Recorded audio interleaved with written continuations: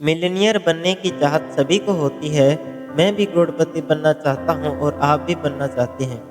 लेकिन इम्पोर्टेंट यह नहीं है कि कौन करोड़पति बनना चाहता है, बल्कि यह है कि कितने लोग करोड़पति बन पाते हैं। अमीर बनने के लिए आज के समय में सारी दुनिया आपके सामने है। आजकल बहुत सी ऐसी पॉसिबिलिटीज़ हैं जिनका प्रयोग करके हम जितना चाहें उतना अमीर बन सकते हैं। यदि कोई व्यक्ति मनी अर्न करने और उसे मैनेज करने की कुछ रूल्स सीख ले तथा इन्हें पूरे मन से फॉलो करे तो उसे करोड़पति बनने से कोई नहीं रोक सकता।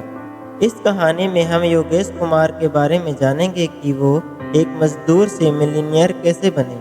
वे बताते हैं, हमारे परिवार की आर्थिक स्थिति बहुत पहले से ही अच्छी नहीं थी।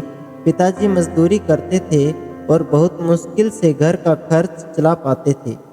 फिर भी उन्होंने मुझे पढ़ाया और कुछ अच्छा करने के लिए प्रेरित किया। लेकिन मैं कुछ अच्छा कर पाता इससे पहले ही उनकी मृत्यु हो गई। घर में केवल मैं ही था जिस पर सारी उम्मीदें थी। कुछ कर पाता इससे पहले शादी कर दी गई। अब परिवार की पूरी जिम्मेदारी मेरे ऊपर आ गई। अब मैंने भी अपने पिताजी की तरह मजदूरी करना शुरू कर दिया। जब भी मैं मजदूरी करने जाता था तो बहुत शर्म महसूस करता था। लेकिन मैं और मेरी वाइफ अपनी इस पोजीशन से बिल्कुल भी सेटिस्फाइड नहीं थे। हम दोनों पढ़े लिखे थे और कुछ अपनी वर्तमान स्थिति बदलने के लिए सोचते थे। एक दिन जब मैं बहुत परेशान हो गया तो अपने घर से बहुत दूर एक ऐसी जगह चला गया जहाँ कोई नहीं था, केवल मैं ही अकेला था। मैं एक पेड़ के नीचे बैठ गया और सोचता रहा कि किस तरह मैं अपनी स्थिति को अच्छा कर सकता हूँ। मैं ऐसा क्या कर सकता हूँ जिससे मेरी इकोनॉमी पोजीशन अच्छी हो सके। किस तरह मैं अपना जीवन अच्छा बना सकता हूँ और अपने परिवार की सभी इच्छाओं को पूरा कर सकता हूँ। उस जगह मैं 5 घंटे बैठा रहा, बहुत कुछ सोचता रहा। तभी मैंने सोचा कि कैसे भी हो मैं अपनी स्थिति को बदलकर ही रहूँगा। वहीं बैठे हुए मैंने एक योजना बनाई और उस योजना को घर आकर एक कागज पर लिख लिया।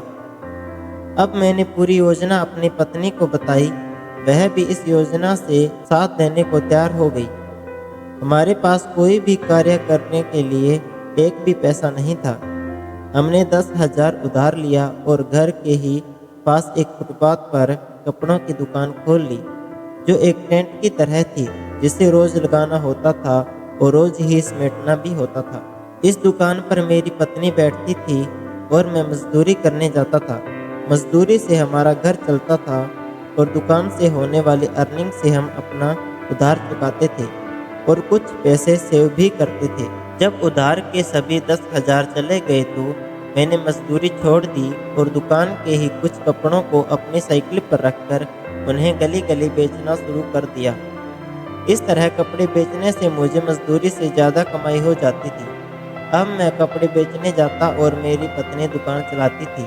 साल भर में हमने इतने पैसे जमा कर लिए कि कपड़ों की ऐसी ही एक और दुकान मैंने भी खोल ली। अब हमारे पास 2 दुकानें थीं। हम अधिक से अधिक पैसों की बचत करते थे। हमारी सेविंग बढ़ती ही जा रही थी। अब 3 साल बाद अपनी की गई मनी सेविंग को किसी ऐसे कार्य में लगाना था जिससे और अधिक पैसा कमाया जा सके। अर्थात अब हमें अपने प्लानिंग के नेक्स्ट स्टेप को फॉलो करना था, जिसे इन्वेस्ट कहते हैं। हमने अपने प्लान के हिसाब से 2 छोटे प्लॉट खरीदे और एक छोटा सा हाउस भी खरीद लिया। इन सभी के लिए हमें कुछ लोन भी लेना पड़ा। इस छोटे मकान को हमने किराए पर दे दिया, जिससे हर मंथ अच्छी अर्निंग हो जाती थी। अब हमने हार्ड वर्क किया और अपनी दुकान के काम को आगे बढ़ाया। हम हर महीने लोन की किस्त भी देते थे और सेविंग भी करते थे। हमारी दुकान हमारी मेहनत के कारण बहुत अच्छी चल रही थी। हम 3 जगह से अर्निंग कर रहे थे, अपनी दोनों दुकानों से और मकान के किराए से। अगले 3 साल के अंदर ही हमारे पास बहुत सी मनी सेविंग हो गई। अब हमने अपने पुराने दोनों मकान जिसमें हम रह रहे थे और जो हमने खरीदा था, दोनों को बेचकर एक 3 मंजिला मकान खरीद लिया। साथ ही हमने अपनी दोनों दुकानों को हटाकर और अपना बचत किया हुआ पैसा लगाकर रेडीमेड्स और गारमेंट्स का एक शोरूम खोल लिया। पूरे शोरूम को हम दोनों लोग मिलकर चलाते थे। अब शोरूम से हमारी अर्निंग बहुत बढ़ गई। 3 मंजिल मकान में हम सबसे नीचे की मंजिल पर रहते थे और ऊपर की दोनों मंजिल हमने किराए पर दे रखी थी। अब हम बहुत खुश थे। अगले 3 साल बाद जब हमने हिसाब लगाया कि कितनी प्रॉपर्टी हमारे पास हो गई है और हर महीने हम कुल कितना अर्निंग कर लेते हैं, तो हमारी खुशी का कोई ठिकाना न रहा।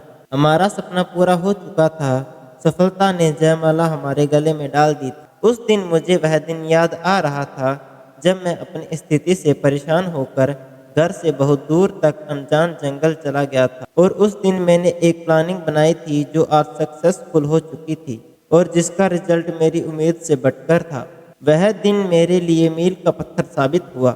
अगर आप भी जीवन में अमीर बनना चाहते हो तो प्लानिंग जरूर करना और इस वीडियो को लाइक और चैनल को सब्सक्राइब जरूर कर लेना।